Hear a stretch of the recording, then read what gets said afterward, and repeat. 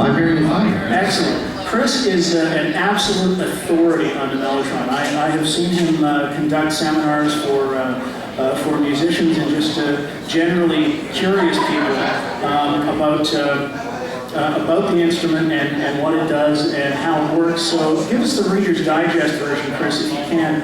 What is a Mellotron? Mellotron is basically a keyboard, and what it's able of doing is actually, what it really is an early sampler. Sometimes people refer to it as a synthesizer. It's more like a sampler. It has a series of tapes underneath the keys. There's one strip of tape per key, so when you press a key down, you can hear a tape playing, and then on the tape you've got 3 tracks.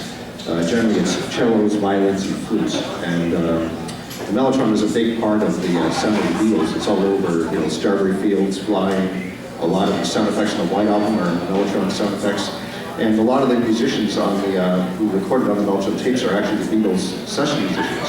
So there's no, you can't escape the sound of the So there are actual strips of tape inside there, and every time you hit a key, it's sort of like hitting play on a little tape recorder. That's correct, yeah. There's, it's basically, you can think of it as 35 tape players in a box.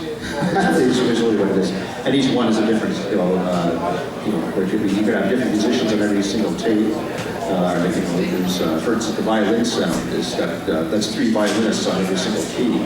So it has such a rich sound,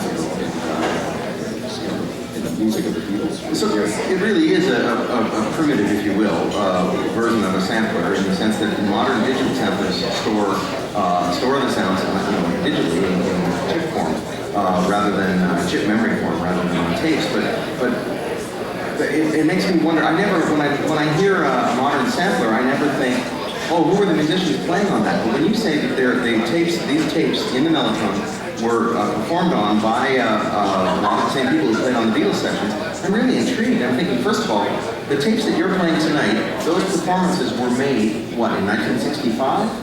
63, actually. Well, the violin sound is actually borrowed from an earlier instrument called the chamberlain. What happened was, the chamberlain was actually an American invention, and what happened was the main salesman there stole that instrument and brought it to England and said it was his idea. And Mellotrons were made from that. And so the violin sound that you hear is actually Lawrence Welk's musicians, although the cello sound that you hear from the Mellotron is actually Reginald Kilby. He plays cello on I'm the Walrus and Glass Onion and Yesterday, and so that's when you hear the cello sound coming from the Mellotron. Yeah, let's hear something. Yeah, when we're talking about these, give us a sample of the sample.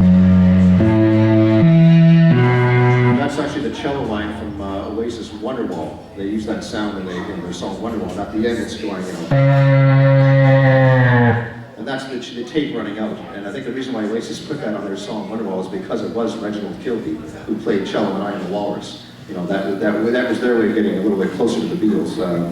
That's fantastic. We just got a few seconds left with you, Chris. There's the flute sound that is just instantly recognizable. Hit us with that one. Yeah, this is the most famous one. You'll probably recognize it.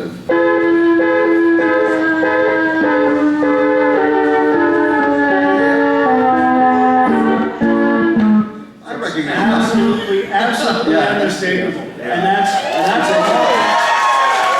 all we're going to get of that one, but that entire song is coming up later on when the actual concert kicks off. Thank you very much, Chris Dale, for giving us a bit of a tour there. I want to throw it back to the band. It was appropriate we had a Burton Cummings clip off the top. One of the guys